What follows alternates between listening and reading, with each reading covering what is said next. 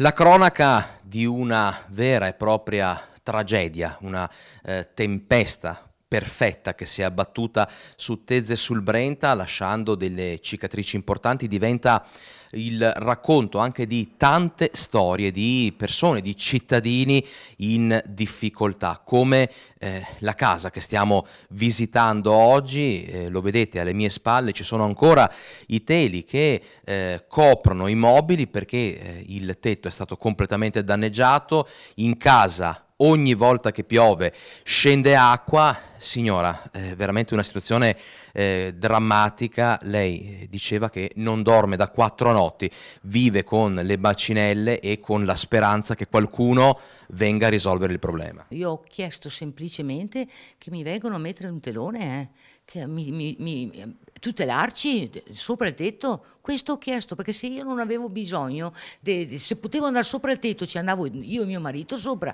Prima si fanno quelli che non hanno la copertura della guaina, prima. Signora, come sono stati questi giorni? Terribili. Ah, guarda, io non auguro a nessuno di quale terremoto. Mi domando se penso, sta un terremoto qua.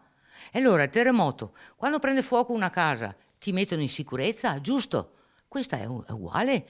A me non hanno messo in sicurezza nessuno qua. Ora sono tante le case che anche qui nel vicinato si trovano grosso modo nella stessa situazione. Lei ha avuto modo di parlare proprio con i vicini? Ho parlato, la situazione che ho io, qua con quelli che ho parlato, non c'è.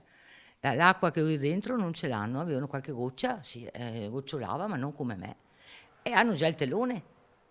Tanti se lo sono messo, perché le casette più basse e se sono arrangiati anche tante qua. Ma mi non posso andare sopra. Si è alzato il vento e il telo è volato via praticamente perché non avevamo i sacchi di sabbia e i sacchi di sabbia erano introvabili perché abbiamo tutte le edilizie qua vicino non ne avevano. E così in molti hanno dovuto riempire sacchi con la ghiaia del sentiero di casa, con sassi o mattoni.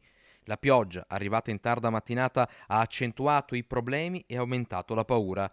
La macchina dei soccorsi di Tezze è partita subito, ma le richieste sono ancora tante. Intervenire è necessario ed è soprattutto una questione di tempo, in tutti i sensi.